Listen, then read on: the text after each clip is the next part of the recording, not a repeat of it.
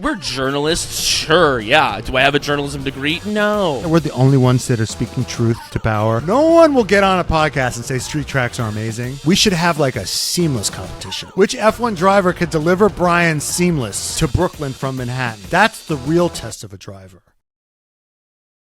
What's up, Bengals? Hello, Bengals. How is everybody doing? Viva Las Vegas. Yeah, Viva. I went to Las Vegas for 24 hours and took 6-hour flight there and back. Yeah. Was it worth it? Let me work it. But I never been in reverse it. You know what? Anytime talking to Yuki Tsunoda and Daniel Ricciardo was worth it. I would fly. You know, it's my roommate's birthday. She's Australian. She's turning 30. Her birthday's tomorrow. We're recording this on Saturday afternoon, Saturday, February 10th. The Super Bowl is tomorrow. Also her 30th birthday, so we're having a big party at the house. We're doing the Super Bowl downstairs in the basement. Cocktail hours with the girlies on the fucking first floor. And her friend from Australia almost flew to New York for 48 hours to come to this. And yes. I was like, that's insane. But then having flown 6 hours both ways to see Yuki Tsunoda and Daniel Ricciardo for a total of 5 minutes each. It's like the same. It's kind of the same. If you were going to spend 2 days with your best friend or 5 minutes with Yuki and Daniel and 12 hours versus 48 hours on the other way, you know, I think that kind of, that evens up. So her best friend from childhood and their love is equal to the one-sided love that I have for Yuki Tsunoda and Daniel Ricciardo because, yeah. I don't know. I was pretty reluctant to fly the 25 minutes from LA to Vegas, but I'm glad we did. Well, I didn't get any. I'm not the interviewer. Right. So I was literally the human traffic cone that kept people from walking in on you guys and your lovemaking. Right. But that was my job. But yeah, we were doing 7 minutes in heaven with, you know, Yuki and Daniel, and you were kind of blocking the door. I was a sentry. I was standing guard. You know, Matt, one of these days you got to do one of these interviews. It's got to be you at some point. We got to rip the Band-Aid. No. You do such a good job. You do such a good job. You do it too. You do well whenever you do the man on the street. No, but stuff. I don't. I'm not as good at remembering the questions, and I'm not as good with the phones because we're holding 3 goddamn phones. It is cumbersome. A lot of phone literacy. Yes. I need the process to be streamlined before that happens. Right. Sure. And you're a performer. You get less stage fright. You're better at memorizing things. Sure. I'm better at the longer form sort of interviews, but yeah. That's where I feel more comfortable. But right. But like where you have to hit your mark, ask the questions, hold 9, like the dancing monkey type of thing that you can do. Yeah, sure. In a nice way. Yeah. Hey, I'll be a dancing monkey. I was a singing monkey on my Instagram this week. I fucking dusted off the old vocal cords over there. But we went to the Visa Cash App Racing Bulls livery reveal in Las Vegas. Perfect name. Visa Cash App RB. Fucking, it's right. It's right as rain. It's perfect. It really does roll off the tongue. It just rolls off the tongue. Visa Cash App Racing Bulls. Visa Cash App RB. V-Carb. People have denoted it as V-Carb, which I'm into. And you can have so much fun with it. Right. It's fun. It's like you could slice it. It's like a create your own adventure. I mean, how many different ways can you say Mercedes or Ferrari? Just one. Oh, Merc. Yeah. You do Merc. Yeah. Could it be the best name on the grid? Maybe. You know, listen. You can't eat at a Michelin restaurant every day. Sometimes you need McDonald's. I'll be damned. Listen, I've been to tasting menus, right? I've spent absurd amounts of money on meals before. When you go to those types of places, do you eat the food before they even finish explaining what the fuck it is? Sometimes when it's like when they're explaining going it to you, I'm like, shut the fuck up and let me just eat it. I'm so hungry right now. Yeah. I went to a tasting menu in Greece, in Santorini, overlooking the white, little city in Santorini, and And guess what? The food was bad. And was it $500 a person? Yes, it was. It was.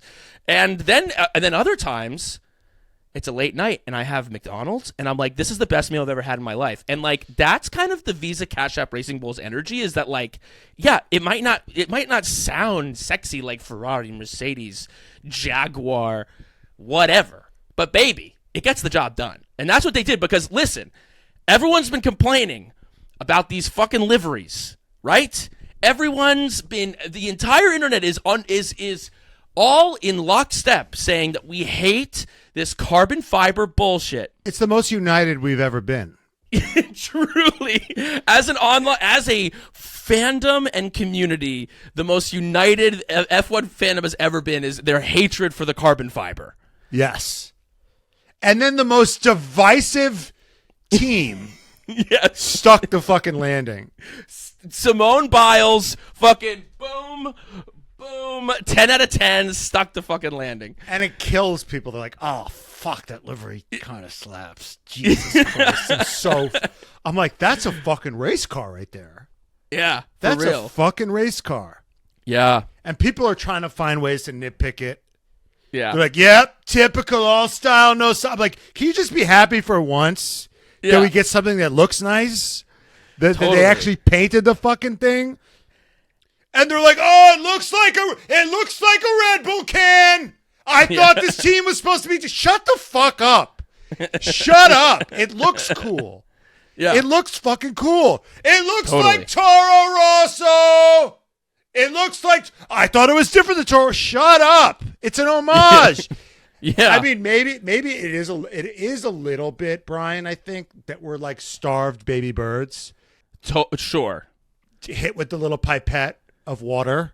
And of sugar water, and we're like, hey, that water tastes sweeter than any. We're not in an objective, taste test here, baby. Like that. Yeah. Sometimes, I hate drinking water, but when I love drinking water? When I'm fucking thirsty as hell, and that's what they gave us. They gave us some water. They gave us some nutrients. They gave us something to fucking fill our little souls with. And yeah, I mean.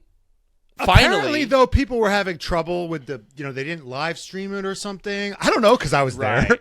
Yeah, so I was right. like, let them eat cake. Yeah. Sorry. I was too busy hanging out with Terry Crews and Kendrick Lamar. Yeah. I was like, well, how do the other half live? But no, honestly, if you were not a VIP, you were like standing the whole time. Right. Yeah. Our feet were killing us. Yeah. Our dogs were barking. Yeah. because we came way earlier than everybody else. Like if you were just like a normal person, you're there 2-3 hours, but like we were there like way early, and we did not sit for like 5 hours. Right. So, but it was really cool.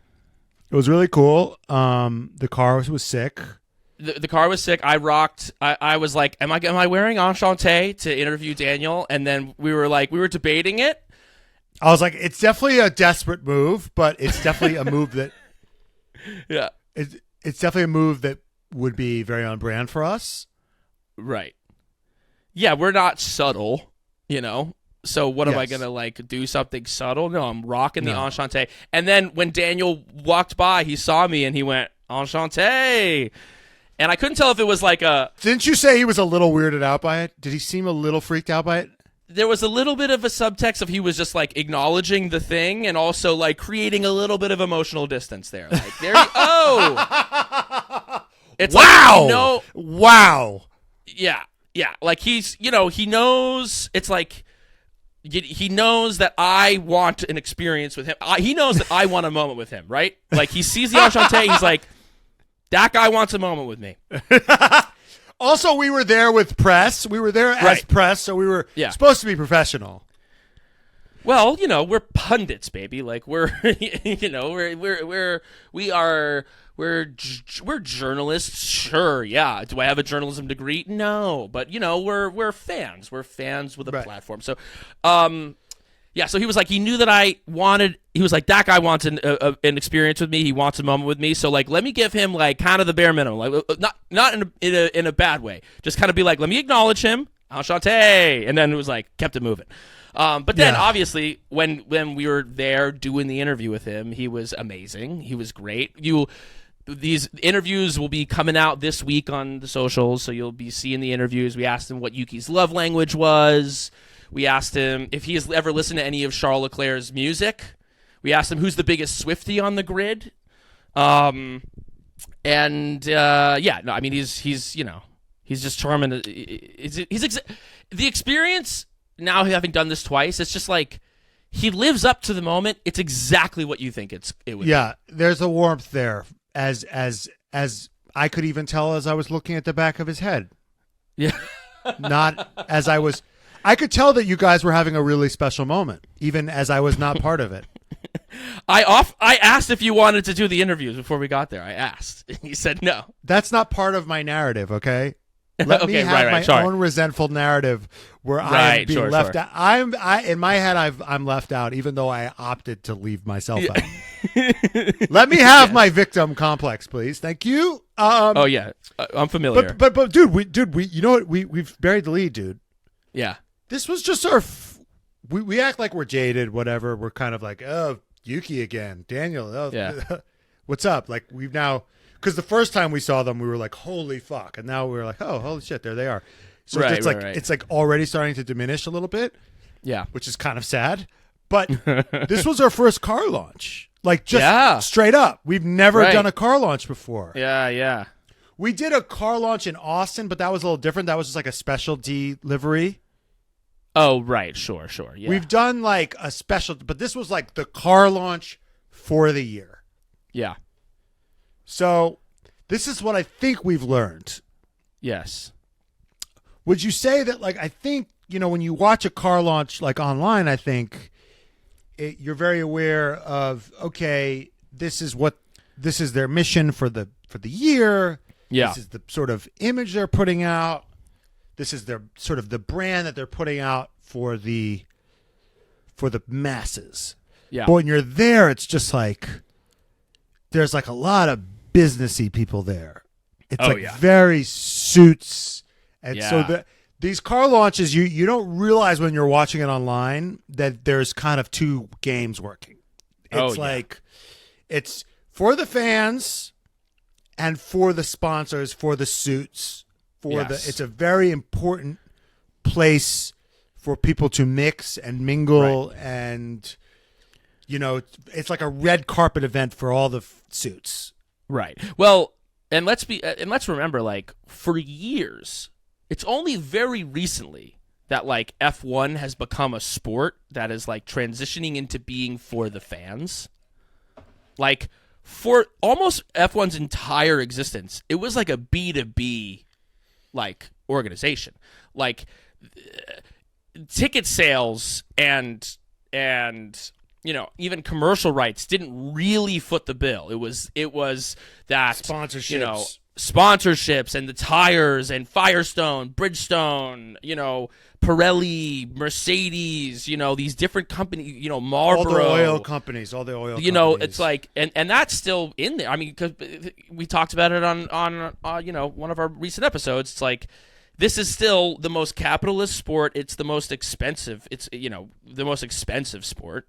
One of them, right? Yes, definitely. I mean, running a soccer team ain't cheap. Running a baseball team ain't cheap. Running a football team. Well, you have to pay more staff. Just the salaries of these players are out the ass. Yeah. But logistically moving the car development is insane, and the logistics of it is insane. I mean, I don't know, how much does it cost to run the Yankees? Does it cost more than Merck back in the day when it was 400, 500 million? Right. Yeah. Like, what's the budget? What's the salary cap? Okay, so the NBA salary cap is like 140 million, so it's less. Right. Well, and to be fair, that's just for players. But that's a huge chunk of it. That's a right. Yeah. Most of it, probably. There's the stadium. There's you pay all the front office people. Mm-hmm. The people that all the people that fucking clean up the stadium, and all the the PR people that you're paying, the HR department. It's just whatever, all the nuts and bolts that go in to keep the organization running. But yeah, and what's the cost cap for? Let me see. Look, what's the cost cap for Formula One. 135 million per team. Yeah. Oh yeah, 135 million per team. But the highest three are exempt. So like Right. Max is exempt, Newey's Yes. exempt, you Right. know. So the top three salaries are exempt. Yeah.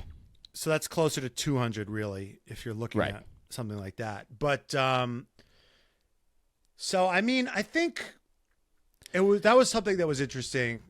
And you're introducing yourself to people and they're like, "Oh, I run this brand deal, or I do that Right. that branding for this, or I work for that." That was interesting, and just meeting agents and stuff, and meeting like brand reps and all that kind of jazz. That was the vibe of the room. And Kendrick Lamar fucking performed, and Baby Keem performed, and that was not all of us were there for that. But it was it was a long day. I went home. Yeah. I went home. No, it was fair. It was a long day. My back was hurting. Yeah. My back was hurting. My feet were hurting. I was there for fucking putting like 20,000 steps that day, and I'm supposed to stand for. my feet were dead. We got there at like 7. Yeah. And he didn't go on till what? 12:30? 11:30ish, yeah. 1:30 he didn't go on till? 2 4 in the morning he didn't go on till? 4 in the Yeah. morning? No, here's the thing. I like Kendrick Lamar. I'm not like a super fan. Yeah, sure. And I don't even like seeing anybody live that I'm not absolutely obsessed with. Right. Because I like listening to them. I think unless they're a wet leg, like I don't give a shit. You know what I'm saying? I saw a wet leg live, and I'm like, damn, they're even better in person. You'll never be the same. You're like when Elvis first performed and shook the world. That was you seeing Wet Leg. That was us seeing. That was me seeing Wet Leg. Yeah. Also, we talked with Yuki. Yuki was. Daniel, I think, like, definitely remembered us. Daniel was like, "Oh yeah, you guys." Yuki had an energy of like, "Oh, you guys." He was like, I went in for like I did a dab with Yuki, like I did like a full like hand to hand, did a little like went in there, and I mean he's just Yuki fucks with you. Yeah, Yuki fucks with you big time. We gotta get Yuki on the pod. I feel like it's we've had now, it. I think now it can happen. I think that like he knows like oh those guys. Do you want to do a pod with these guys? And he'll be like, oh yeah, they were fun. I think it's like that. We're manifesting that. That's gonna happen. Didn't he say that we asked the best questions? He did, yeah. Because we asked him some more food questions. We asked him some hard hitting Jason Statham questions. And that's the thing. He took him so seriously. Yeah. We asked him the dumbest questions that he was like, "Oh fuck, I really have to think about this." And his press person was like, "He's taking too long. Jesus Christ! Like you're keeping him." And they were like, they were like pointing to their watch, but Yuki was like, "No, I gotta fucking right." What Jason Statham movie? Which Jason Statham franchise would I want to be in? No, this is important. Yeah. I never thought about this. It's a crucial question. His press person's like, Yuki, we got to go. And he's like, give me a minute. Do I want to go Transporter? Do I want to go Fast and the Furious? Yeah. Oh, damn. Which one should it be? You know what I want to see him in? Snatch. I want to see Yuki in Snatch, dude. Okay, this is fun. What action movies would you like to see Yuki Tsunoda take part in? Ooh. All right, my number one draft pick. Yeah. John Wick. I knew you were gonna say that. Just make him a heavy in John Wick. Yeah. Make him an assassin. Right. Just make him a fucking silent assassin. Mm-hmm. They had one assassin in 4, I think the newest one, where he's literally blind. Like they have guys who are like unassuming. Yeah. But can fuck you up. I think Yuki would be great. That's the key with Yuki is like, especially when you have like, when when you have someone who maybe like upon first glance you would be like you wouldn't necessarily expect something from, but then they're like the most. Then that you actually have the highest ceiling with a guy like that. Yes. It's like if you spend the whole like movie building up that like this person is like fucking scary and you don't want to fuck with them and you never see them, and then like you see them and they're like unassuming, you're like, oh shit, like like oh fuck, like this guy means fucking business. Yes. And I feel like that's the key with you. I want to see Yuki like in a James. I'm down to see him in a James Bond kind of thing. Both on like a good guy and maybe a bad guy angle there. Yes. Let's remember what Mr. H said about Yuki with regards to how Yuki would do in prison. Yes. He said he'd be a boss. He said that he would be a boss. He'd run some shit. if Quentin Tarantino goes back on his 10 movie thing, Kill Bill. Yes. Oh my god. Kill Bill. Yes. Oh, I need to see Kill Bill with Yuki Tsunoda. Oh my god, dude. Yuki Tsunoda's just like a wheelman. Yeah. He's just like a fucking crazy wheelman. That's my second draft pick because I want him in something fucking high, like very stylized. Yeah, totally. He would, I won't spoil what he wanted to be in, but I'm like, dude, go for an Oscar. Dude, go for something. Try to. Yeah. I want to see you with Quentin. I want to see you with a real, artsy, and someone who knows how to kind of get the most out of the car. You know what I mean? Yeah, exactly. Yeah, right. Draft pick number 3. Yeah. I think he'd be good comic relief in a Die Hard. Put him with Bruce Willis. Yep. I think that's the thing. He could be a good comic relief. Yeah. Remember the limo driver? Yes. Yeah. He could totally be the limo driver. 100%. He could. I was thinking the exact same thing. Yeah. Yeah, he would be perfect in a thing like that where he had that, but you need to have like one, like he's like, oh, I don't know, and then he has like one time where he gets to like do the thing and he kills it. What if we just recast the movie Drive? Just have Yuki play the Ryan Gosling part with Yuki. Just recast. Or you have Yuki be the what's his name? Who was played the bad guy who was like ran the shit. Fucking Albert Brooks? Albert Brooks, yeah. Yuki plays the Albert Brooks. Well, that's what made that effective though, right? Because Albert Brooks is like he was playing against type. Right. And I think that's where you actually have power with Yuki, is that like you can actually do something that plays against your expectations. It's flips your expectations. You're expecting him to be kind of like fun loving, and then all of a sudden he's like fucking like, oh shit. I just won this game. Yeah, what? Oh, we're just gonna recast. Start recast. Now we're recasting. Yeah. Baby Driver.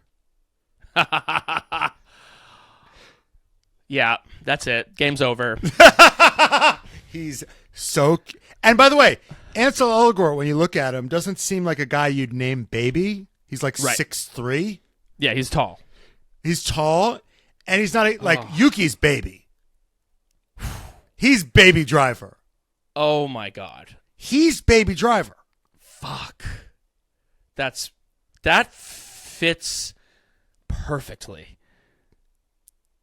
Baby Driver. That's maybe his that's nickname, his Baby Driver. The new nickname for Yuki, Baby Driver. Wow. Sorry, but that's gonna stick. That really fits. Do we need to sell a T-shirt that's like that post? But that movie was like that movie did well, but it wasn't like a fucking. That movie didn't kill. I do think we need to do something with that. So we will be we. I think that this is too good of an idea, too good of a fit. Baby Driver. Baby Driver. Okay. And instead of listening to music, he's just eating food. Like that's his thing. Yeah. As he drives, he's got one hand on the wheel, one hand in a fucking bag of Doritos. Bag of Doritos, or he's like eating sushi with chopsticks. He's that good. Like he's like throwing the sushi from he's like bam, got it, and then as he's doing like donuts and wheelies.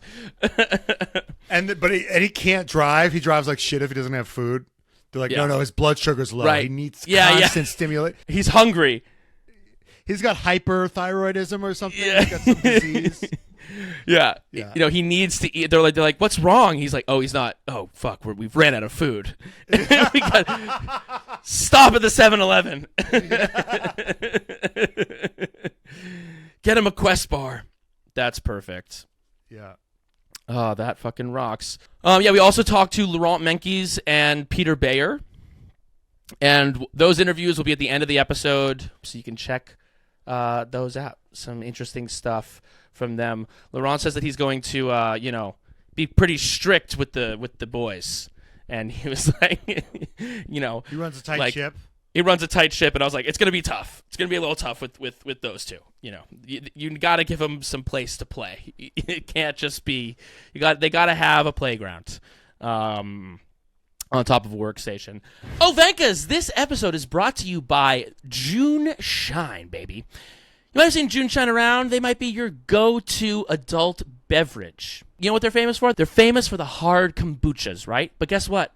They're doing cocktails too now, baby, and June Shine makes the best canned cocktail on the planet.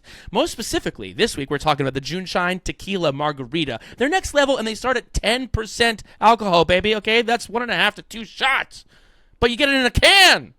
You gotta love it! They're made with real spirits and real fruit and taste incredible and have no added sugars. They're insanely delicious. They're light and refreshing. The buzz is legit with that 10%, and they're ridiculously convenient. No mess, no stress, no BS. It's in a can. You gotta love when it's easy and it's just in a can. You pop it, it gets the little, and then you drink it. We're doing it with that June Shine Tequila Margarita, okay? Honestly, I've been drinking June Shine for a while. I love I love a little kombucha moment. I love kombucha. It helps with my gut. And so whenever I drink, I have the experience of when I'm drinking a June Shine, I think like, oh, I'm being a little bit healthy. And that's just like, that's good for me in my soul. So that could be fucking you too. They're a total crowd pleaser. Everyone loves drinking them. They're great for the summer. Summer's coming up, baby. We're getting that summer body. We're getting it going. Spring is coming. The sun's coming out. It's starting to get a little warmer. Time to get your June Shine, okay? June Shine can be found in over 10,000 stores across the country. It's available in retailers you are already visiting, from groceries and alcohol like Whole Foods, Target, Ralph's, Vons, Albertsons, Trader Joe's, Kroger, Wegmans, Total Wine, Bevmo, Safeway, and more, baby. They're everywhere. And they're also on the Red Flags podcast. Head to juneshine.com to find where their margaritas are near you, baby. Okay, now back to the show. Yep, that was our Vegas experience. That was the Vegas experience. We saw a bunch of NFL players there. Stephon Diggs was there. Josh Allen. Oh, this is something. Josh Allen. There was a clip of it. There was a clip of that. We saw that. You saw that. Was there a clip? I saw there this. Was a clip. Oh, someone filmed that. I look over. We've done our interviews with Daniel or whatever. We're at the Visa Cash App livery launch. We're there before, and Josh Allen comes in, and he and Ricciardo immediately kind of like they see each other, but Ricciardo's on the stage. Right? He's on the stage doing interviews. The stage is like 8 feet high. Yeah, it's super high. And they see each other. And then, we finish our interviews. A few minutes later, I look over, and I'm like, what's that out of the corner of my eye? And it's Josh Allen, literally like on his tippy toes, hands in the air, grabbing Daniel Ricciardo from the stage, which is like 8 feet high. And literally, like, nobody puts baby in a corner. Like, yeah. I had the time of my life, and I never felt this way before. Fully grabbing Daniel Ricciardo in midair to like bring him down from the thing. Gently, literally, yes. like he's a child. Like he's a child. Like he's your child. Yeah. Like, I don't know. It's too high. I can't get down. I saw the clip. Yeah. Daniel Ricciardo was like this guy who races F1 cars for a living and on his spare time does dirt bikes and every other dangerous thing you can imagine. He looked scared. Yeah. And Josh Allen's like, I got you. Yeah. I got you. No, trust me. I got you. I got you. And it's kind of like a trust fall because there was a minute where like, he was just in the air. Josh Allen catches you and he goes, there we go. That's trust. That's trust and love. Yeah, no, that bromance is real. That bromance is real. That was evidence of it. If you think that kind of shit is staged, that shit was real. Can you imagine being that famous that you're just like, I get to be best. I'm going to be best friends with Josh Allen because you're a Bills fan. Right. He's a Bills fan. He's like, you know what? Josh Allen's my best friend now. That's like me being such a big John Wick fan and be like, you know what? I think I'm going to make Keanu my best friend. Right. Like, just the thing I'm a fan of, I just have so much clout and fame that I can then become best friends with the guy. Yeah. It's crazy to think about. It's crazy to think about, yeah. No, that he just, when you're at that level, you just kind of like. Because I think he was a Bills fan first, and then Josh Allen came around, and he was like, I guess I'm going to have my people reach out to Josh Allen, and we're going to just fuck. You know? Yeah. He's like, well, I'm going to be at the Bills game, and so, put us in touch. Like, that's how this, that's how this goes. Like, am I going to be in the Bills? Am I going to be at the Bills game in general admission? No, I'm going to be on the field. Okay, I'm going to be on the field in the box. So are Josh Allen and I not going to make out after the game? Absolutely. Yeah. There's no world in which that doesn't happen. Well, it's the first game, so maybe we hold hands, and then the second game, there's stages to the bromance. But no, that was amazing. I was like, wow, I just caught a private moment between friends there. Which is now very public because I just saw the video. The video is amazing. God. All right, let's get off this. We had an amazing time. Huge thanks to Visa Cash App, and for allowing that to happen. And I want to say one more thing. So we were talking about the liveries, right? Mm-hmm. Everyone's talking about the liveries. Everyone's mad at the liveries. Visa Cash App came in, did it right.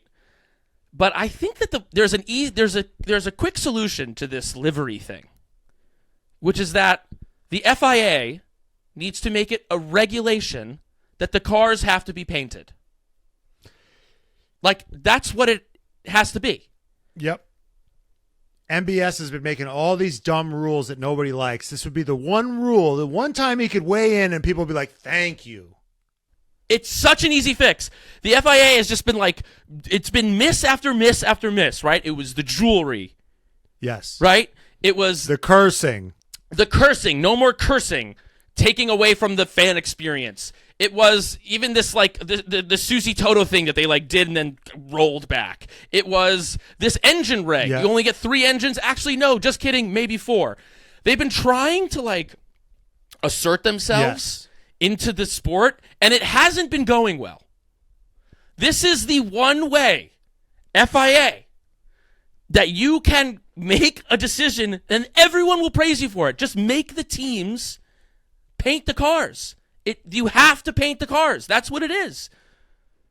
And then you save weight other places. Or give us some weight allowance for the paint. Yeah. Figure it out however you want to figure it out. Just make it so the cars look cool again. Make it so that the cars aren't just filled with fucking carbon fiber with like little streaks of color. Because then the only one that actually looks like kind of good is the Stake F1 Team Kick Sauber, because it's a color that pops. Yes. But like the Alpine and the Williams, it's just like, because it's the blue, it just blends in and it just looks like a blob. Yeah. So it's like, this is the solution. It's quick, it's easy, and the entire Formula One community will clap their hands and say, thank you, FIA. Thank you, Mohammed Ben Sulayem. Thank you. So just there are some people out there that will be upset. I don't know why they'll be upset, but they'll find a way. I don't know. They'll find a way, baby. Where there's a will, there is a way. Other news, the whole situation happening over at Red Bull with Christian. It was revealed recently that he had been accused of inappropriate behavior and that there was an internal investigation happening within Red Bull to look into these claims. Red Bull, the parent organization, not Red Bull Racing, but the Red Bull, the larger company, hired an outside attorney to look into this. We were recording this on Saturday. On Friday, yesterday, Christian went in to have a meeting. There's been a little bit more information that we've gotten from some more credible sources because there's a lot of people talking about this. We know that it was a female employee. What we're hearing is that the behavior has been accused of is of a controlling nature with regards to his relationship with this female employee. Christian has denied this.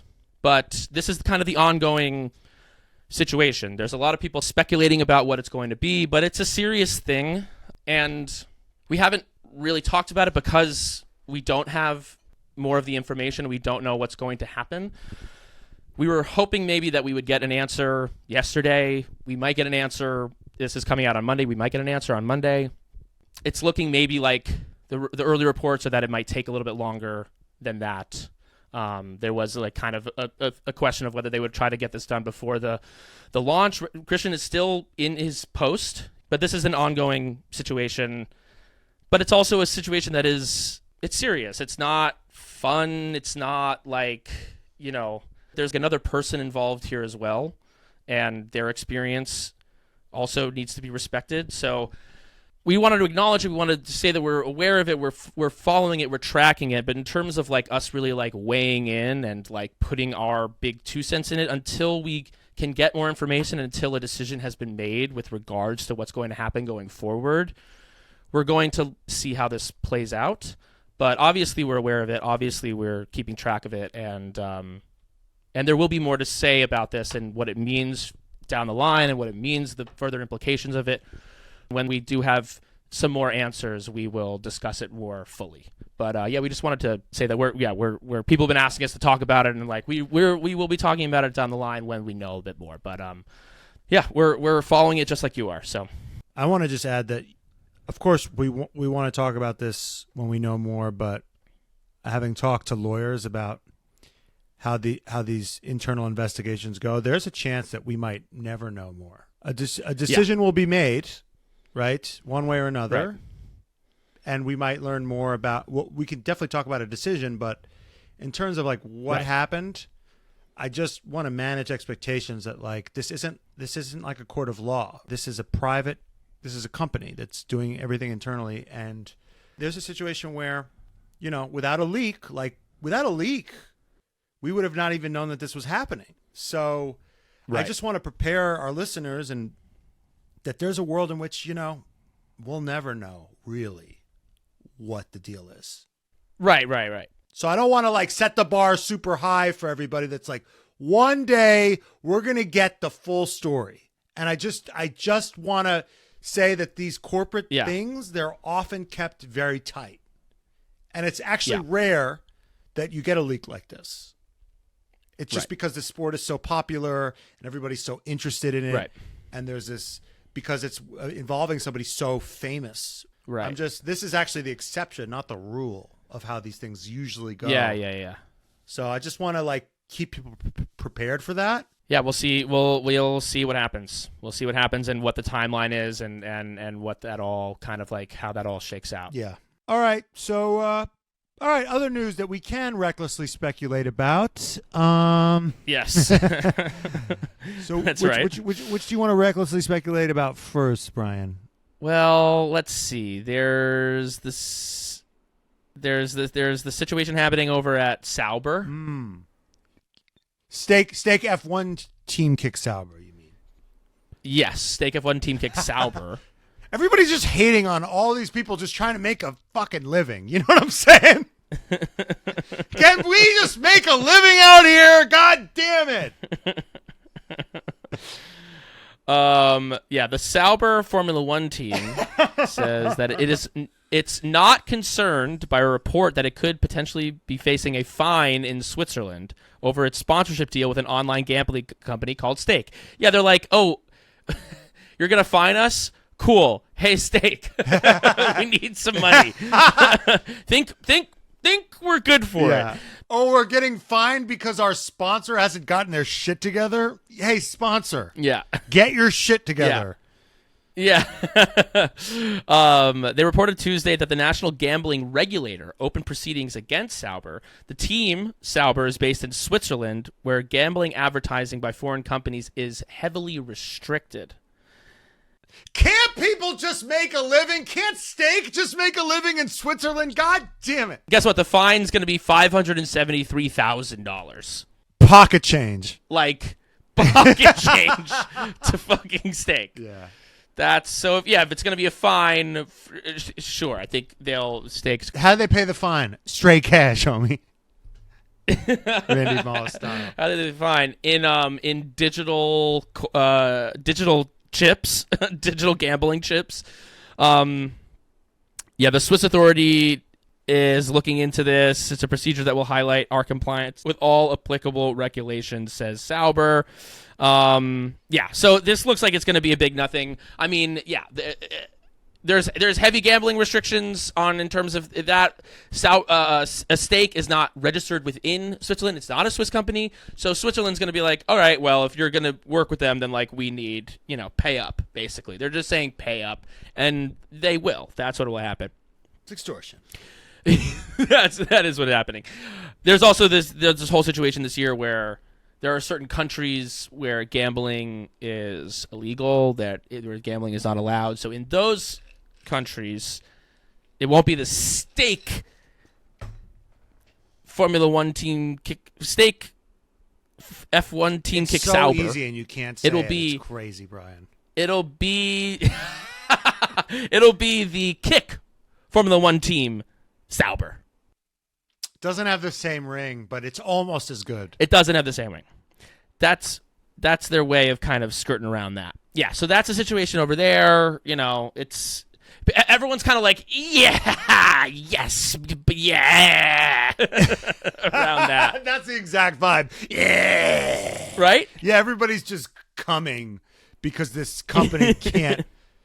These small business, these people who create jobs, these job creators can't keep creating jobs.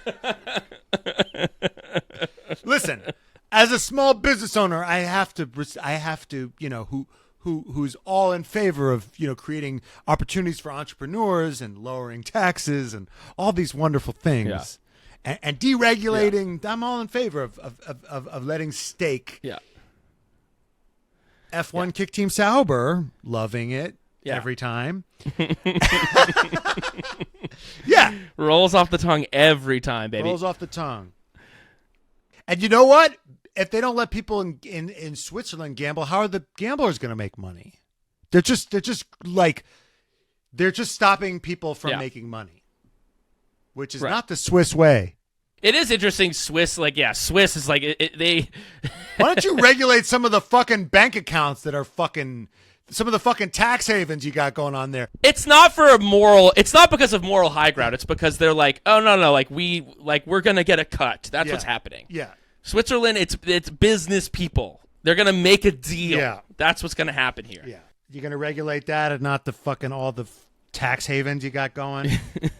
In some fun news, in some good news, Silverstone and Suzuka have both extended their contracts. Yeah, great tracks. But nobody wants to talk about good news. Nobody wants to talk about good news, Brian. People want to complain about the bad news. Of the tracks, because we love the street tracks. Everyone gets mad about the street tracks. There is talk about maybe Madrid having a street track. There's apparently talk of a Chicago race because someone got the domain name of Chicago F1. Right? Isn't that what happened with the Chicago thing? Copyrighted the Chicago Festival Grand Prix or whatever the fuck. And now everyone's freaking out. They copyrighted it. Yeah. Everyone's freaking out. Right. Like, oh God, there's a race in Chicago. I can't wait till there's 9 races. And it's going to be down to Milwaukee eventually. There's a fucking Milwaukee GP. That's when you know that they have jumped the shark. Chicago is pushing it. I love Chicago, but it's pushing Chicago, 100%. I mean, New York, everyone knows New York. Everyone knows Las Vegas. People know Miami. But how many people internationally are aware of Chicago? Can I say that, I don't understand the hatred for the street tracks. I really don't get it. The racing is not as good. That's what they say, and yet the Las Vegas GP was amazing. And Baku is amazing. Baku is chaotic. Yes, which equals amazing.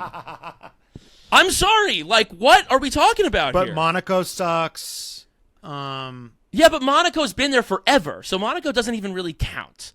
Monaco, to me, is like that's a whole other thing. Singapore this year was fucking great. Yeah, you're right. You're right. You want to put them on purpose-built tracks? Guess what? You'll get the fucking same results every goddamn time. You're right. What happened at the tracks that throw wrenches into the thing? It makes them have to fucking be light on their feet. Like, I love the street tracks. Miami was a street track. Miami sucked. Miami sucks. I'll say that. I don't really. Miami has the potential to be great to anyone who might be offering us a ticket to that's Miami. Right. But they have sucked so far.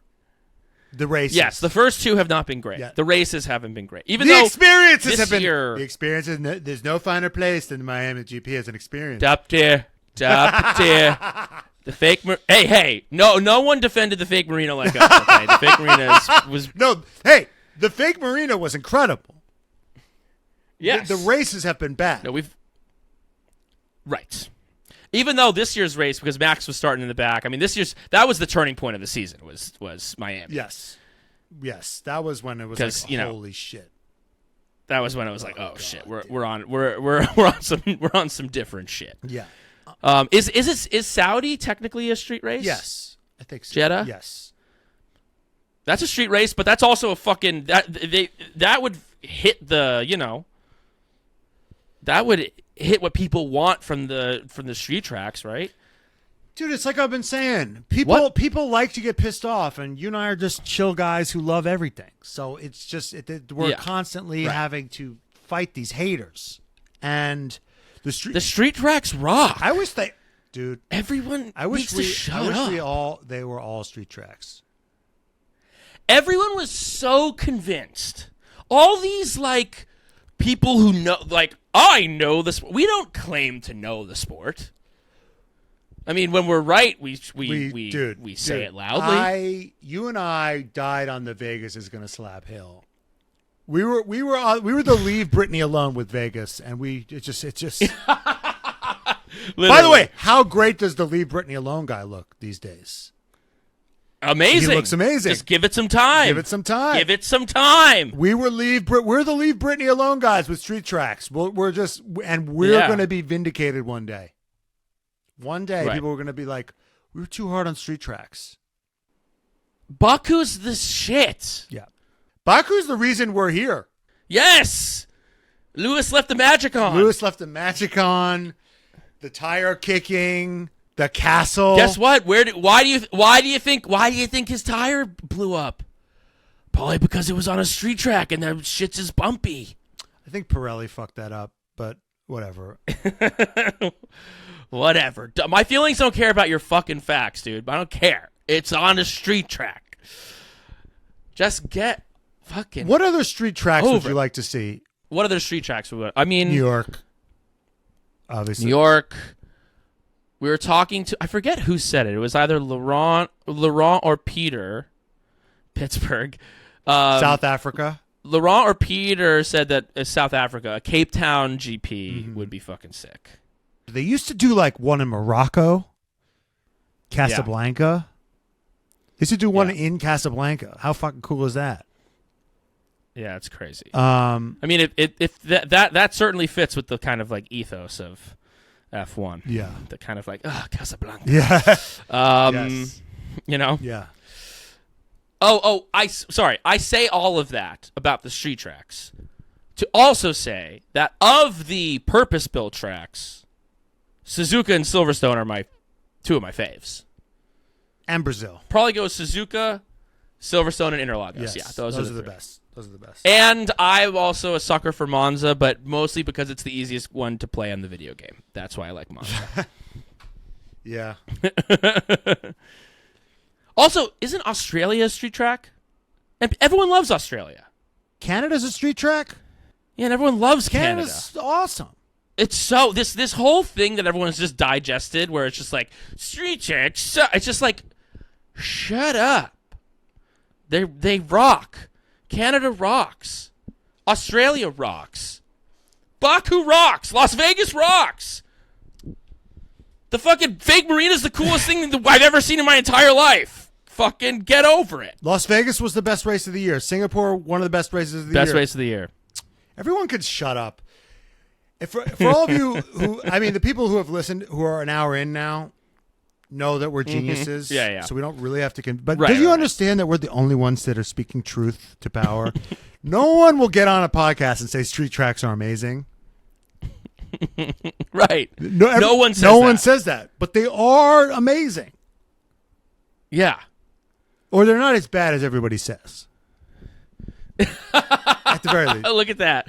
Wow. No, because sometimes they suck, but sometimes the regular tracks suck. Sometimes the races suck. Yes, sometimes the races suck. That's what this is. And then sometimes they fucking slap. And I gotta say that the street tracks wind up slapping. I remember the fucking street tracks. I remember those races a lot of the time because there's some weird shit that happens. There's a random factor. There's a wild card factor to street Yes. tracks. Yes. And you know what? Maybe we're biased towards street tracks, Brian, because we're urbanites. Right, we're from New York. We're from New We're York. New Yorkers. It's like, what is the point of a purpose-built track? Yeah, I don't want to live in a house. Ugh. Yeah. I like living in an apartment where there are rats in the walls and I can hear my neighbors. Yes. And I've only recently kind of gotten over this, but like being in a house like freaks me It's out. scary. Yeah, It's scary. Who's going to hear you get killed? it's scary. You said that so It's New York. just scary. now. It's scary. It's scary. What's the point of being good at driving around a track? I want to be good at being able to drive down the streets right? and get somewhere quickly. Yeah, I learned how to drive in New York City. Max Verstappen on a track is a useless skill. Max Verstappen weaving through traffic, that's a good skill. Max Verstappen on the West Side Highway. I got to see that. That's what we're talking about. I want, you know what I want to do? We should have like a seamless competition in Manhattan. Which F1 driver could deliver Yeah. Brian seamless Mm-hmm. to Brooklyn from Manhattan? Yeah. Yeah. That's the real test of a driver. Who can get from like totally. Harlem to Brooklyn the fastest? Who when I look on my phone and it says like estimated time of delivery 45 minutes and then 25 minutes passes and I get a call and they're outside. Yes. And then I go outside and it's just Max Verstappen. Wait, who do you actually think would be the best at that? He's like, "Here's your fucking bagel, you piece of shit." Who would be the best? Who's at the best that? at seamlessing to you the fastest? I still think it might be Max. Hey, guess what? Not Charles Leclerc because we know that he follows traffic lights even when he's in hot pursuit. You know? Yeah. You need someone who's like a little okay, especially if you're in Manhattan, it's a little harder, but like especially if like you're in Brooklyn or if you're in the outer boroughs. You gotta have race pace. So George is out. George is Charles out. Leclerc is out. Charles is out. Bottas Bottas is out. is out. Carlos Sainz would probably be pretty good. Carlos Sainz would be good. Carlos would be good. And the odds, because here's why Carlos would be good. Because Carlos would know when to break the traffic laws. He's like, oh, there are no cops here. There are never cops here. Yeah, he'd be like he would like be very aware and be like, oh, I can blow this red light. Yeah. Right. Someone like Yuki wouldn't know where the red light, where the ones that you could blow were. Exactly. And Max would like blow all of them and then would be like in a car chase. You know, he'd be. He would have five. Yeah, He'd have those exactly. GTA 5 stars like so quickly. Yeah, they're just Hey, helicopters. by the way, he would probably get it to you the fastest, but he'd have to throw it out the window Right. and ruin it because he couldn't stop. Yeah, and there's right, and then and 5 helicopters are following him. Yeah. so it'd be ruined. The deal would be ruined. He'd be like, "It's here," and he would fucking chuck it like a paper, like a newspaper. Yeah, my fucking chicken tikka masala just all Yuki over would me. be the guy that ate half of it. Yeah, like Pete Davidson in the first scene of Dumb Money. Yeah, so Carlos would be great at it. Yeah, Carlos would be good.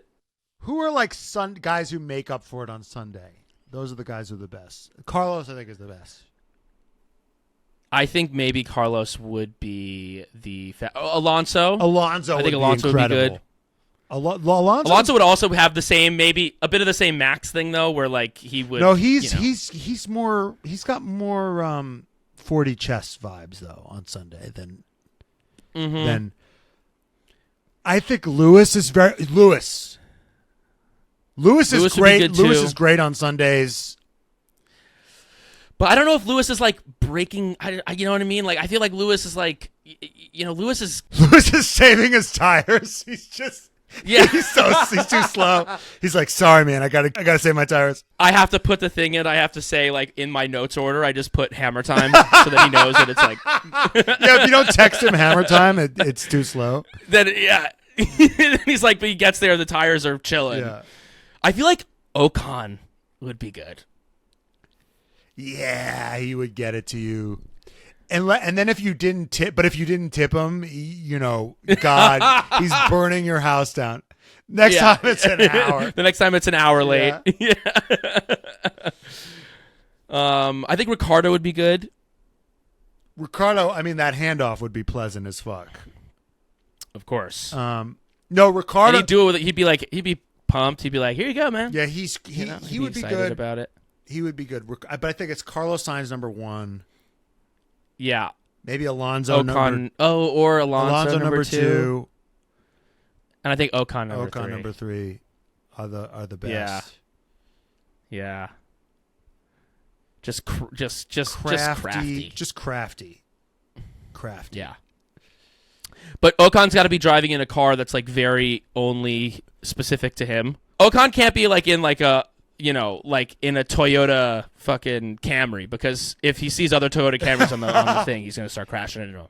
So he's got to have a bespoke thing. Best Uber drivers getting you to the airport.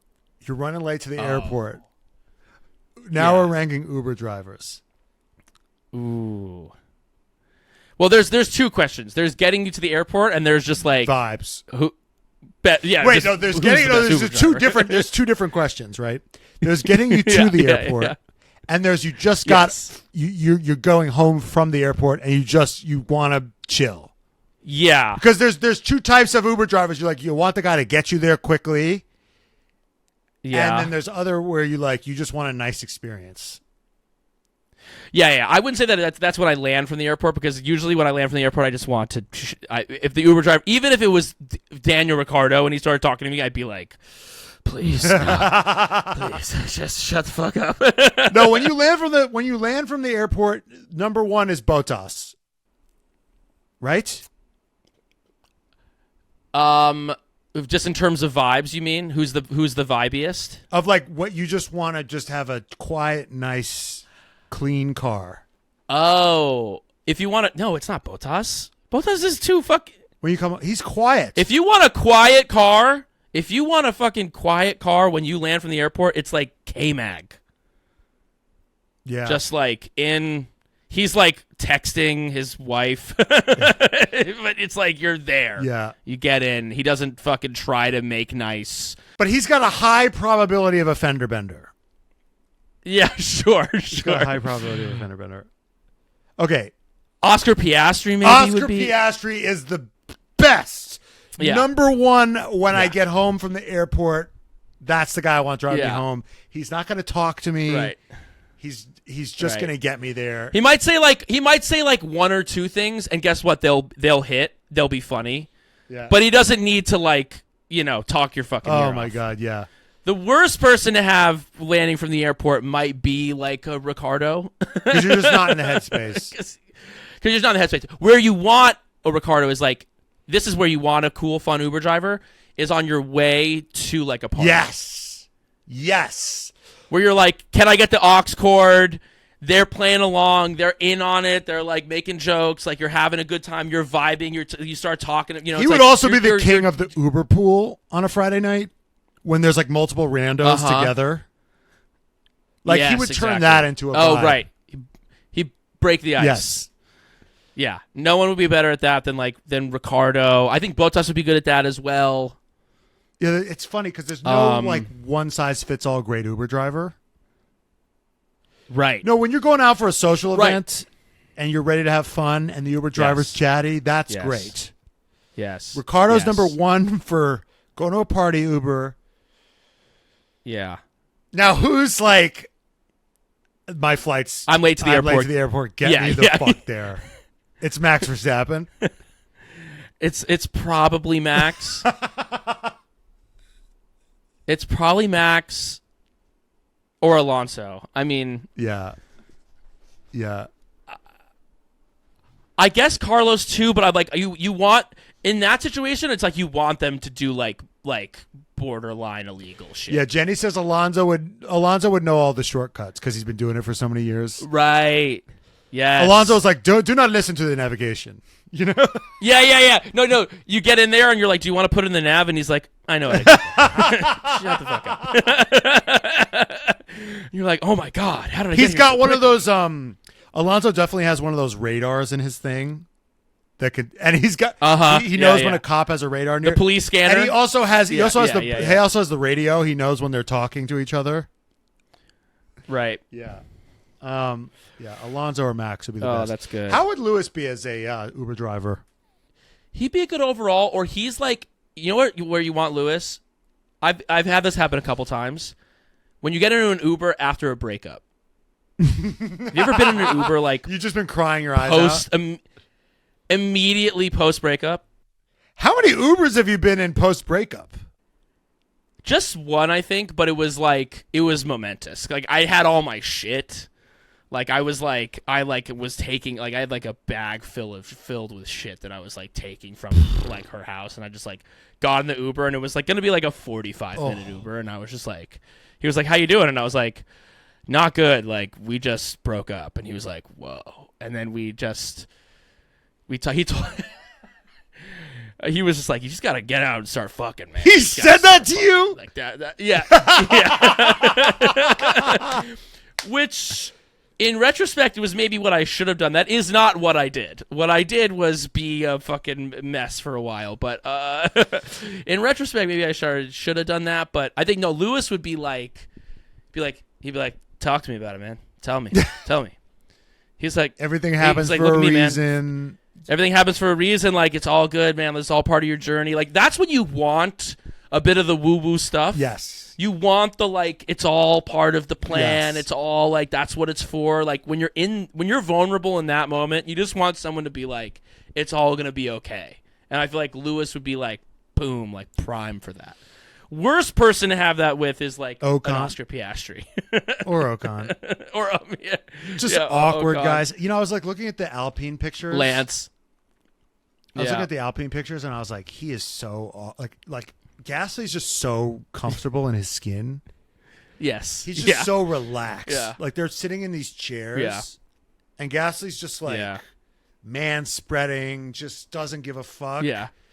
And Esteban's just like so rigid. He's so not comfortable. Honestly, like his frame, it's like, I think it's tough, literally, like physically. Like he's so tall and lanky and long that like it just might be like he's maybe just like a little bit like uncomfortable in his body. I know you say that, but like Kevin Durant, you know, there are people that Kevin Durant's awkward. You just named the most awkward fucking What do you mean? NBA He's like player. the most fluid moving guy. Oh, he's fluid on, but he's like, but been him like in life on the basketball court, sure. In the same way that Ocon on the track, sure, when he's using his body in the way, but like in just day-to-day hangout vibes, no. Awkward. Yeah. Who's the NBA players in general, because they're so tall, there's kind of like an awkwardness. I think Esteban would be the worst Uber driver in a way. Because I think he would be like a little too chatty, a little too friendly, and then passive aggressive at times. And then if you told him to do anything that he didn't like, he would just throw you the fuck out of the car. He would, dude. Imagine asking Esteban for the aux cord. dude. He'd be like, "Can we play my music?" Yeah. What kind of music do you like? Oh, the kind of music I like. And then he plays it. Yeah, can we play Disney? Dude, I got thrown out of an Uber recently. Can we play The Lion King? The guy was driving like an insane person, and I wasn't in a. That's the worst when they're in a rush and you're not. Right. And they're like breaking traffic laws and like almost getting into accidents. I said, I'm kind of here for that, honestly. I'm just like, respect. when the guy's cutting across 2 lanes and he or he missed, because I'll leave myself enough time to get to the airport, like more than enough time. Yeah. And then he'll miss an exit. Yeah. Like he just missed the exit one time and he just tried to. Right. I'm like, no, dude, you missed it. Like, sorry, you missed the exit. Right. But he tries to fight back. Right. And I'm like, dude, it's over. Just try again next time. Right. And then he threw me out of the Uber. That's Esteban Ocon. He's like, this is my car. You can get out.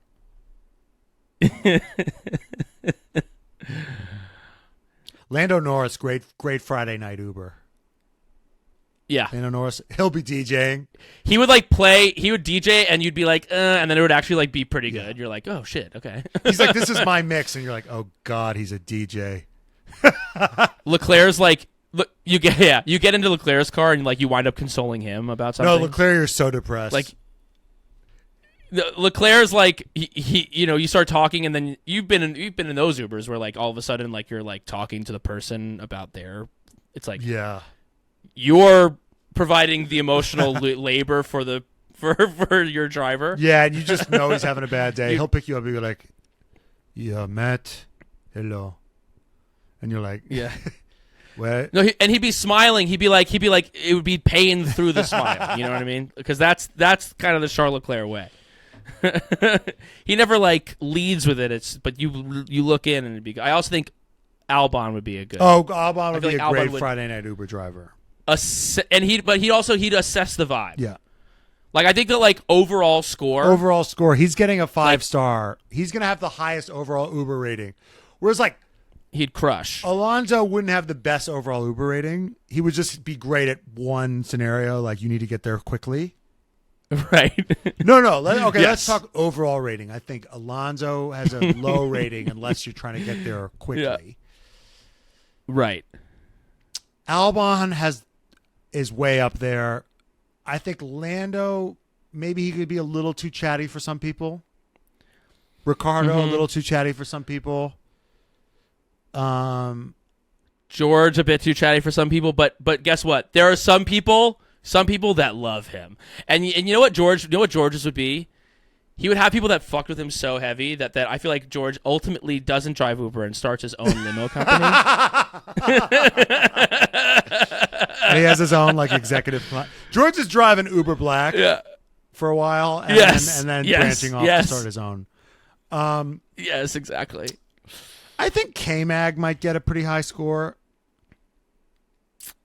Yeah, and Hulk too. Hulk is getting a high score. That car is Hulk's clean. getting a high score. He's friendly. Yuki's getting a terrible score. Yuki's getting Yuki's getting the lowest score. Yeah, that car is a fucking mess too. Also, like, it's a mess. Also, like, if you have to ask you to like multitask, you know what I mean? Like, oh, can I get the? You have an iPhone charger? It'll be like, shut up! I'm in the middle of something. Yeah, or like the process of doing that, he's like, he stops looking at the road. He fucking like. Yeah. Yuki's getting so the top scores I think are Albon, Sainz. Sainz is getting a great fucking score. Amazing Uber driver. Albon, Sainz, Ricciardo. Those are my, I think, top 3. Albon, Sainz, and Ricciardo. Worst Uber scores. Worst Uber scores. Tsunoda. Yuki. Honestly, maybe Max. Maybe Max. Definitely Max. Max. Definitely Max Max is getting a low Uber rate. Can you imagine asking Max for the aux cord? Well, no. Or asking Max to slow down. Yeah. No, Max is only an A+ if you're in a hurry. Like, thank God I got this guy. If you're just trying to get there alive, stress-free, he's a nightmare. Right. Yuki, Max, and then maybe Lance. Lance is pretty chill, though. Maybe I feel like he would just be chill. He'd be mid. Yeah. Yuki, Lance, and then who was the third? Who else in our bottom three? Oh, you know what? This could go on a little bit longer, honestly. You know who he never touched? Who? Perez would be pretty chill. Perez would be good. Perez would be good. Perez is a great. You just land, and Perez doesn't try to talk. He won't be like rude to you if you ask for shit, but he'll just be like solid. Perez would be solid. Honestly, Logan Sargent would be near the bottom. Yeah, Logan would try to like be in the party a little bit too much.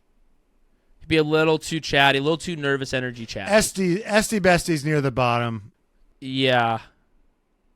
I think it's Yuki, Logan, and Max. Hey, and honestly, good company for Logan. So don't be, you know, Max and Yuki could be worse. Yeah. Anyway, weigh in the freaking comments. Maybe we can put one of these things in like the Spotify where you ask a question in the Spotify thing. We'll maybe put that on the YouTube too. So yeah, what do you think? Yeah, that's the fucking deal. All right, so now these are our interviews with Laurent Mekies and Peter Bayer, the team principal and CEO of Visa Cash App RB, or VCARB for short. Laurent, so great to meet you. Thank you so much for Great coming to on. meet you too. It's a pleasure. So there's a lot of hype around this team. People are talking about this year. Word on the street is you're going to be pretty good this year. Can you tell us what you're looking forward to in 2024? At first, it's a new team. That's how we look at it here. And you know, here in Vegas, look around you. You understand better how much of a new birth it is today. So obviously, it's a new team that is being built on incredible basis. But we look at it with that freshness. We look at it with that sense of starting from a fresh piece of paper. So. Of course, the ambition is to go and be in the competitive midfields and be on the sharp end of that one. But we equally know that it will, we'll need to build the foundations for that. Yeah. So bear with us for the first part of the seasons because there is no shortcut for that. It will be unrealistic and not very serious to think that you can hit that target straight away. But we are building the foundation of that, and I'm confident that in the second part of the season we'll be able to slowly increase our development rate and start to get to fight for better positions. Amazing. Okay, so might be a little slow at the start, but look out for the second half of the season. Visa Cash App RB coming in hot. Okay, we have you guys finishing 5th this year. That's our prediction. I like your prediction. Okay, yeah. Can you give us a bold 2024 prediction? You know what? It's I tell you what, when we spoke with our people, because they ask us the same thing. Yes. What's the target? Yeah. And then if you give them a number, Yeah. they look at you and say, we are not here for that. Right. Because we are all very competitive people, Okay. So what did we say? We say, well, you know what? Let's try to build the best possible team in each and every single area. Yeah. And then we see where it takes us. Gotcha. But in each area, let's try to build the best possible team. So that's how we look at it. And then the number you will see at the end of the year. Sure. Do you think that there's like certain tracks or certain properties of certain tracks that the car lends itself more towards? Are you like is a Monza or a Singapore, like is like the slow speed corners, the high speed corners? Where do you feel like you guys might have an edge this year? I think for us the biggest factor will be second part of the year versus first part of the year. Simply because, again, we are going through some fundamentals. We are going through some very important basics. And as much as it's painful and long to go through that, we know that there is no way you are going to target a step change in competitiveness if you don't handle them as we should. And therefore, you have seen we got good tractions. We have hired some very good people that are joining us, that are going to join us a bit later, that's going to add up to the incredible amount of talents we have in Feirenstein and in Bicester. And it will take some time for all of those to bond together. And this is why, I think the dominating factor will more so be second part versus first part. Sure. So you spent, many years at Ferrari. Now you're here. What's the new position feeling like? What's the new environment feeling like? Is there been a adjustment period, or what's the difference of being on this side of things? Well, I think the biggest factor, is the fact that there is no new team every year. Yeah.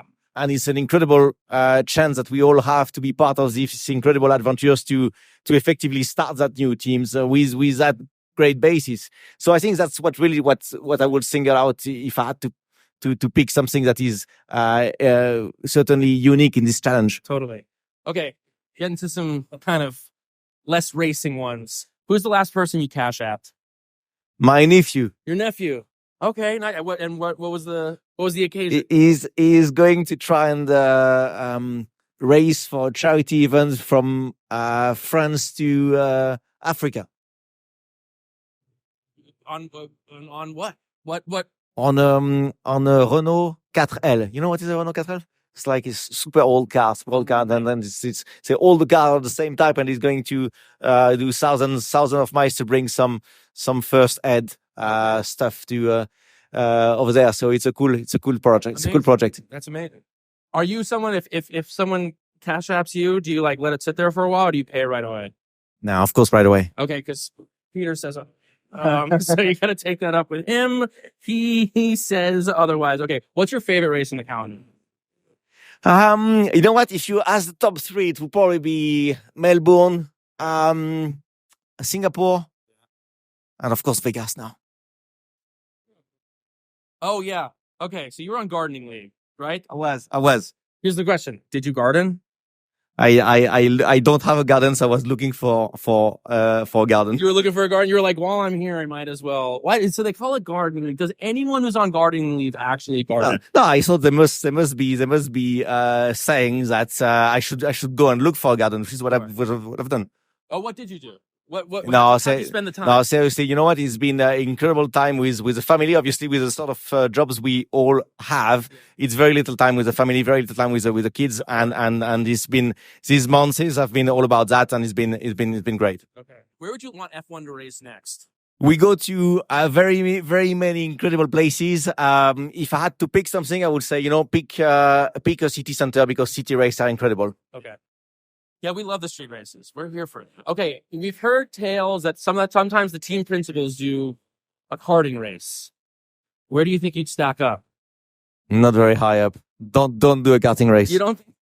Okay, all right. You're a behind the scenes kind of guy. We like that. Okay, we're gonna do a little more likely to either or with Yuki or Daniel.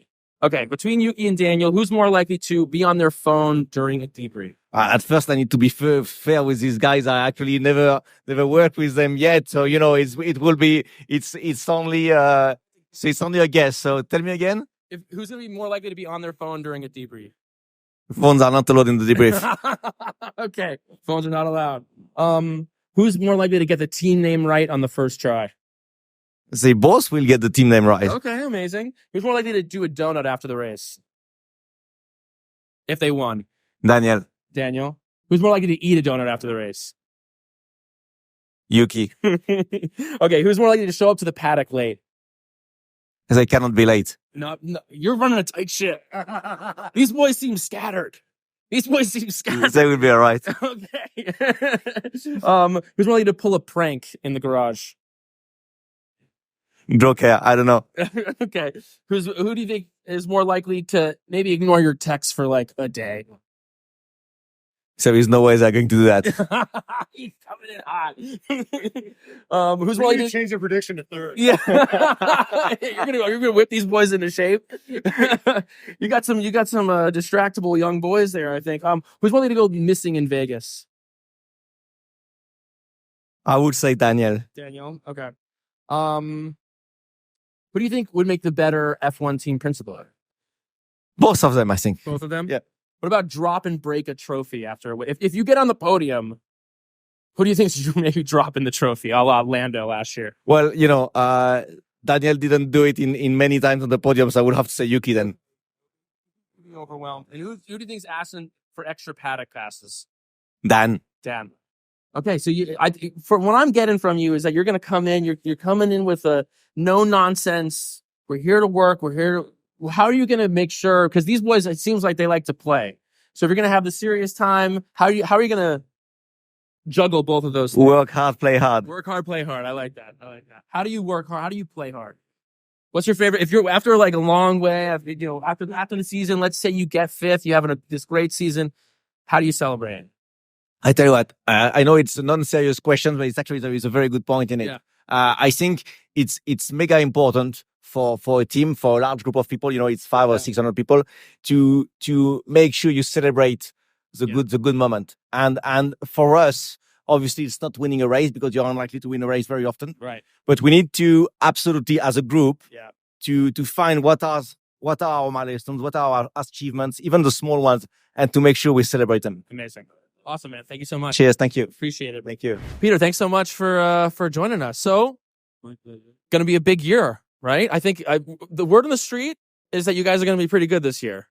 Can you tell us, what are you expecting for 2024? Yeah, well, first of all, thanks for having me. Yeah, of course. And for supporting us here in Las Vegas. It's I guess, for a Formula One team that sort of has been, just born. It's a hugely exciting moment, and to present our partners, Visa, Cash App. We've got Hugo here, Two Door. So we've been very successful commercially. Yeah, already is something that I'm as right responsible. Yeah, I mean, I'm kind of happy that we've achieved some of our objectives there. But then we're also, as a team, we want to push boundaries. We want to bring in a bit of fun into the sport. We want to push the entertainment piece. And but most importantly, we want to be serious competitors. We want to go racing. We have a great lineup: Daniel, Yuki, Amna in the academy, and so we just want to be serious contenders for the top of the midfield. Yeah, I think that's where we want to be ultimately, and we'll push for that. We predicted you guys at fifth. We predicted you guys in fifth. I'll pay the drinks. Okay. All right. We'll be looking really smart. You got to make us look smart. So we got you guys in fifth. Okay. Any other bold predictions for 2024? I think that the other bold prediction is that I think we'll be the most fun team on the grid. That's right, baby. Well, you got the two most fun drivers, gotta say. Definitely. You're starting off on a good foot. Okay. Who's the last person you cash apped? That's a good question. Yeah. I know, my son. Your son? My son, actually, because he's go-karting. Okay. And yesterday he went to the track, and he called me in the middle of the night because he's in Europe. Yeah. Like, Dad, I need money. And I was like, all right, wait. Yeah. Hey, I have a perfect app for that. I've got the app for some cash. 80. Okay. What was he getting with $80? What did he need $80 for? Ask him. Okay. That's a good dad. I like that. What's your favorite race on the calendar? Las Vegas. Oh yeah, let's go. Here we are. Love it. What was Jean Todt like as a boss? Jean is a legend. Yeah. He was tough, honestly, in the early years. Yeah. I think he tested me for about 3 years. Yeah. And he would kick my ass. I'll say it. Yeah. on a daily basis, and we would work. We would be in the office. The only thing was actually good at that time was that Jean would start to work quite late, 9:30. Okay. He would come to the office at 9:30, but then he would work until 2 in the morning. Yeah. So you would be with him. Yeah. As his right-hand man. I would be with him all day long. Yeah. And he would go to a dinner. I would do a dinner somewhere, and then he would call me at 10. Right. Where are you? Yeah. I was like, yeah, I'm here with a couple of friends. Come, we need to work. Right. So he would go back. But he's got such a wealth of experience, and I've learned, honestly, everything in Formula One. I've learned from him. And he was like a father to me, and I owe him a lot. He's a tough cookie, but he's one legend. Right. Have you spent any time with him and Michelle? Yeah. What's the vibe? I have one very special story about that, which is when I first time in my job as FIA Secretary General and Formula One Executive Director. Yeah. I took my family to a Formula One race. Yeah. And Jean was there, Michel was there, and my little son Fernando, he was 3 years old back in the days, and he loved Kung Fu. Okay. And so we were like, look, Yeah. No, that's Michelle. Yeah. She's the goddess Yeah. of martial arts. And he was Yes. like, all right, let's do a fight. Oh my God. So the little one, who's quite a beast, he started the fight with Michelle, and I was panicking that he would hit her. But no, she's up for it. Amazing. Up for the task. Amazing. Okay, we're gonna play a little either or with Daniel and Yuki. Gonna give you some different situations. Who's more likely to do what? Okay, who's more likely to be on their phone during a debrief? Daniel. Okay, who's more likely to get the team name right on the first try? I think Yuki. Yuki. He will be very focused. Okay, amazing. Who's more likely to do a donut after winning? Daniel. Who's more likely to eat a donut after winning? Yuki. Okay, there we go. Who's more likely to show up to the paddock just a little bit late? Daniel. Yeah, because he's so busy with media. Right. All the important people around him. Totally. Who's more likely to pull a prank in the garage? Yuki. Yuki. Oh, interesting. Who's more likely to leave you on red for like a day or two? You send a text and you're like, "Why? Come on, text me back." Daniel. Go miss. Is this going anywhere? Will they see it? Yeah. They'll know. Who's more likely if you send them a Cash App request to like take a little bit too long to get to pay you? No. Okay, great. Who's more likely to go missing in Vegas? All four of us. All four of it. Okay, it's a fun crew. What about drop and break their trophy? Equal. Both of them. Yeah, that makes sense. And who's hitting you up for extra paddock passes on a race weekend? Daniel. Okay, great. Where do you want Formula One to race next? Well, look, I'm Austrian, and I love our home race in Spielberg. As a Formula One fan, yeah, I'm biased, honestly, because there's one thing which I've experienced once with the FIA was we did a big conference in Africa, in South Africa, and I think to it's the last continent where we're not racing. Yeah, I think would be great. Yeah. To embrace the passion, because they're just everything around sports is just they're all in, they're giving it all, and so it would be great too. Yeah, seems like a Cape Town race is just like ready. People are clamoring for that to happen. It would be incredible. It would be incredible. Yeah, totally. Awesome. Thank you so much. Cheers. Appreciate it. Thanks for having me. All right, you motherfucking Vankas. That is our show. Until next time. Goodbye, Vankas. Goodbye, Vankas.